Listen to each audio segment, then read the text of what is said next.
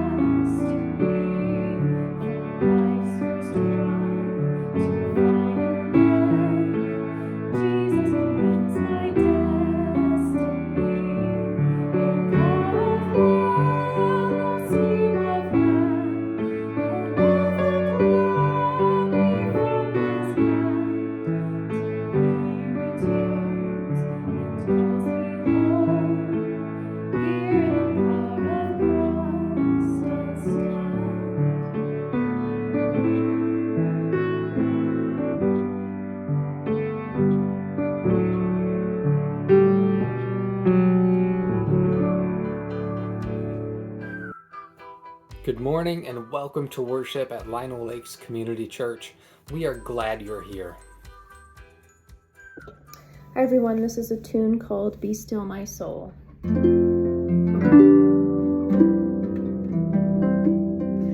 still my soul, the Lord is on your side. Bear patiently the cross of grief obey. Leave to your God to order and provide.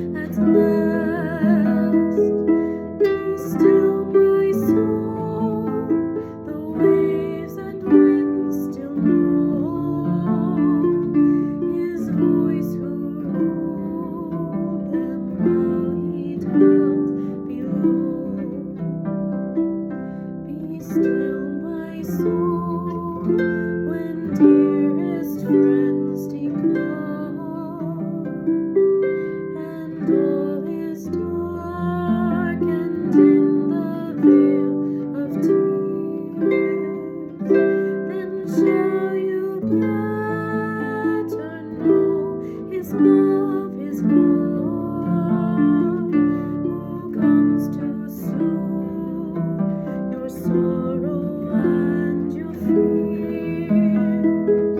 Be still, my soul, your Jesus can repay from His own fullness all He takes away. Be still, my soul, the hour is hastily gone, when we shall be forever with the Lord. When disappointment, grief, and fear are gone, sorrow forgot, love's purest joys restore. Be still, my soul, when change and tears are past, all safe and blessed we shall meet at last.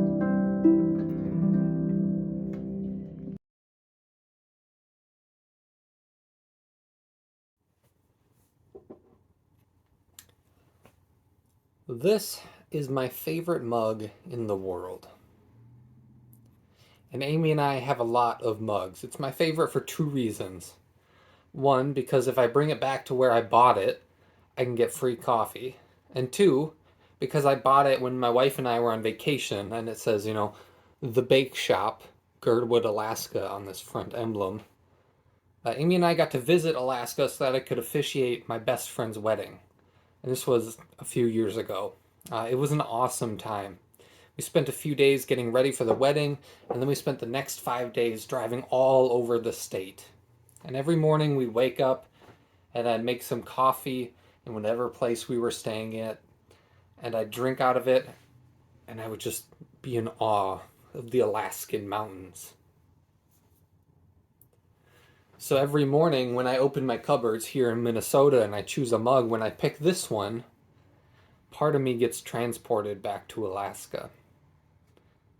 And I think about the mountains, and I think about spending time with my favorite person, and I think about all the stuff that we did and all the places we saw and all the animals and all the nature and just how, and my friend and his wedding and all of that stuff, and they all just come crashing back into my brain just from a mug, just from picking up that mug and drinking coffee out of it. All of those things flood back into my mind.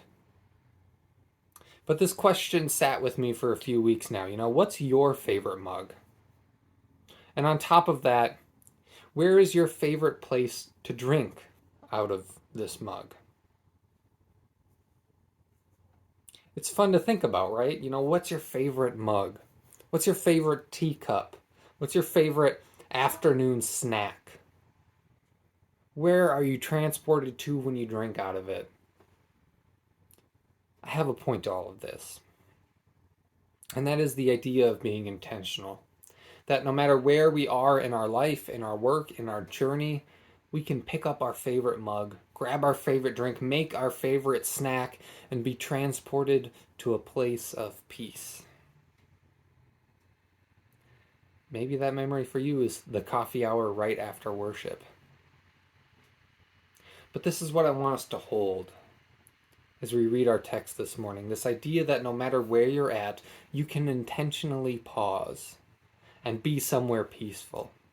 The idea that as the cacophony of the world rages and clangs around us, we can make coffee, we can make tea, we can make that snack where you put the frosting on the graham crackers and eat it like a sandwich and feel like a kid again. And that these pauses are moments of divine presence. And God is calling us to enter them. Our scripture lesson this morning is from Luke chapter 13, verses 31 through 35. At that time, some Pharisees approached Jesus and said, "Go, get away from here, because Herod wants to kill you." Jesus said to them, "Go tell that fox, Look, I'm throwing out demons and healing people today and tomorrow, and on the third day I will complete my work.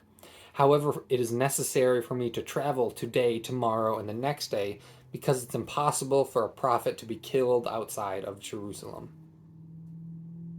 Jerusalem, Jerusalem, you who kill the prophets and stone those who are sent to you. How often I have wanted to gather your people just as a hen gathers her chicks under her wings.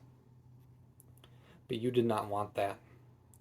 Look, your house is abandoned. I tell you, you will not see me until the time comes when you say, blessings on the one who comes in the name of the Lord. For scripture in, among, and beyond us, thanks be to God. Now, there is a ton of stuff happening in these 4 verses. And when I researched this passage, the section title was The Entwined Fates of Jesus and Jerusalem, which sounds so cool, so dramatic. You know, it sounds like a whole HBO special. But let's break this apart. Let's see how Jesus' fate and Jerusalem's fate is so entwined. We have some big characters and themes here. We have Jesus, we have Jesus' mission, the Pharisees, King Herod, and the city of Jerusalem. And they're all packed into this tiny little encounter, this brief moment. Let's start with the Pharisees, since they're mentioned first. So the Pharisees are the bad guys, right? They're the religious elite that are in charge of the temple. They conspire with authorities. They attempt to thwart Jesus at every juncture, and yet we see them warning Jesus that Herod wants to kill him. He needs to get out of town. Now maybe they were trying to stop Jesus' mission. You know, if Jesus is going this way, he's not going towards Jerusalem. And I suppose that could be extrapolated from this text, but our author, Luke, was careful to say that some Pharisees approached Jesus. Not the Pharisees or all Pharisees. He's highlighting that there was a faction or a remnant of this religious sect that didn't want to see the thing that happened to John the Baptist happen to Jesus as well. Because at this point in the story, John the Baptist has been beheaded by King Herod. And so they go and they tell Jesus, travel far away from here, get out of town. And Jesus' response is good. Oh, I'm going to travel. And you tell that fox that I'm traveling and working today, tomorrow, and the next day, all the way to Jerusalem. And so now we have the characters of Herod and Jerusalem in opposition to Jesus' work and journey. Remember, Jesus knows that his work is to bring the good news to the poor and that his journey leads to the cross. So the Pharisees' attempts to save Jesus from this fate is well-intentioned but ill-informed.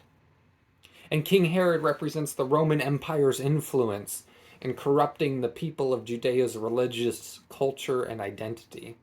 You know, Herod was appointed by Rome and was constantly vying for favor at the expense of his subjects.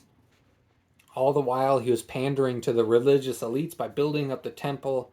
Herod also embodies the institutional violence that kills God's prophets and will eventually kill Jesus. So we can see the weight behind the Pharisees' warnings. Go somewhere else, Herod wants to kill you. And we can feel the weight in Jesus' response. I know that. And I'm going to Jerusalem anyway because I have a job to do. Then we arrive at the character of Jerusalem. The scholar Joel Green writes, the city serves a crucial socio-religious function for the narrator, who depicts Jerusalem as a culture center that embodies, legitimates, and propagates for the Jewish people its leading dispositions, ideas, practices, and institutions. That performs a world-ordering function for the world Luke portrays. This means that in Luke's gospel, it is through Jerusalem that the entire world that Jesus lives in is built. It is through the attitudes, ideas, and practices that the entire gospel is filtered. So that whenever Jesus does something that goes against the social norms, those social norms are derived from and compared to the way that people in Jerusalem would do it. So Jerusalem is the character through which the world is filtered. And so Jesus' lament for the city of Jerusalem is an indictment as well as an invitation. Jesus is heartbroken that the centrality of all Jewish life has succumbed to the institutional violence of King Herod and the Romans. Jesus still wishes he could gather them like a mother hen. He wishes that the people would welcome him like the psalmist wrote, "Blessed is he who comes in the name of the Lord." But instead, he knows that he's going to be met with the cross. And so we have this small story with big characters in Luke's gospel. We can see how in the midst of differing Pharisaic factions, some want to help Jesus. We can see how in the face of a corrupt socio-religious framework, Jesus still wants to call those people to him. Grace goes before that. And we can also see how Jesus is entering into spaces of healing in the midst of institutional violence. Jesus is entering into spaces of healing. He's creating spaces of healing in the midst of institutional violence. Jesus is constantly and continually answering his call to bringing the good news despite all of these larger forces crashing around him. So what does this mean? What does it mean to do the work today, tomorrow, and the next day? What does it mean to experience the healing of Christ in the midst of greater things happening around us? And what does any of this have to do with drinking coffee, brewing tea, or having a snack? Well, as I said last week, my intention for this Lenten season is to explore how God may be speaking to us in the here and now. And in this story of the entwined fates of Jesus and Jerusalem, I see God intentionally creating a space for healing in the midst of the earthly drama. It did not matter that Herod was after Jesus. It did not matter that some of the Pharisees wanted to protect Jesus. It did not matter that Jerusalem had been corrupted. What mattered was that Jesus was going to heal people today. Jesus is going to heal people tomorrow and the next day. And when I think, what does that look like today? How does God speak to me through this text? How does God heal me through this text? I think of the idea of restful rebellion. I think of coffee. In her book, and I recognize this title may turn some of you away, in her book, Green Buddhism, Stephanie Kaza writes about a philosophy called the Way of Wabi, or the Way of Tea. And the Way of Tea started in Japan centuries ago and talks about the ways in which drinking tea from an imperfect earthen vessel is a rebellion to the perfectly structured, non-blemished image that high society often romanticizes. Kaza writes, "The way of tea is sometimes described as the way of Wabi, not regarding incapacities as incapacitating, not feeling that lacking something is deprivation, not thinking that what is not provided is deficiency." This idea that Kaza is talking about embraces the ideas of disappointment, of frustration, of poverty, and brings them to a place of acceptance. Our world today is constantly pushing us to do more, to be more efficient, to produce more, to always be on the grind, to never be wasteful. Time is money, and to waste time is to waste money, and that's the biggest sin someone can do in our culture. Waste money. And we get caught up in it. We get swept away by the demands and by the expectations. We see the inflation rates. We see the headlines of war. We feel the effects of a planet imbalanced. And it's in the midst of being unable to sleep because of my own heart that aches for the ways people are suffering right now, until I wake up and wonder what horrific headline I'll read first. Police brutality, children bombed, climate disaster. And I grapple with the same realities that Jesus and some of the Pharisees grappled with from our story. Where does this journey end? What is waiting for Jesus in Jerusalem? In our story today, this journey leads to the realities of death and suffering, to the cross, something Jesus knew. This is where I find myself a lot of days, grappling with the things happening in Jerusalem, dwelling in the suffering. And as I read Kaza's book, I wondered what my own way of tea is. Where do I experience this interruption to the deficient nature of our collective world? And as I pondered, I realized it's through my favorite mug.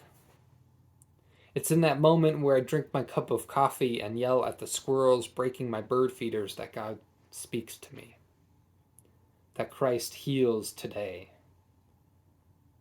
My friends, we can get so stuck on the things happening in Jerusalem that we miss the healing Christ is doing today, right now. Jesus is constantly and continuously creating spaces of healing right now, today. Christ is inviting us to a restful rebellion, to accept our irregular, imperfect, and incomplete world and feel whole regardless. For a lot of Buddhists in Japan, it is through the way of tea. For me, it's through the way of beans. For you, it may be your drive home from work, or the way you wash your car, or the games you play with your pets. God is speaking to us through the interruptions in our day when we find ourselves basking in the joyfulness of life, despite the work, the school, the war, the family, the pandemic, the responsibilities. God is speaking to you in those moments of interruption. So please, won't you join me for a cup of coffee? Amen. Hi everyone, this is a tune from UMH number 140, Great is Thy Faithfulness.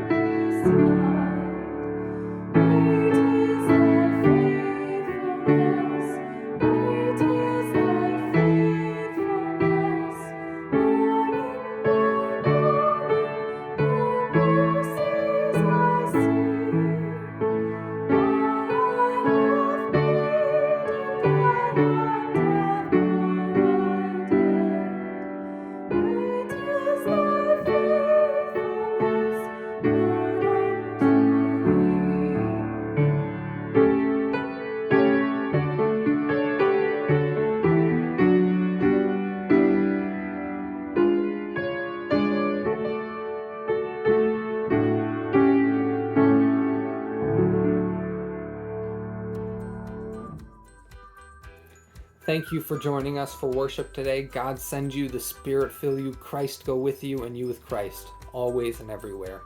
Go in peace.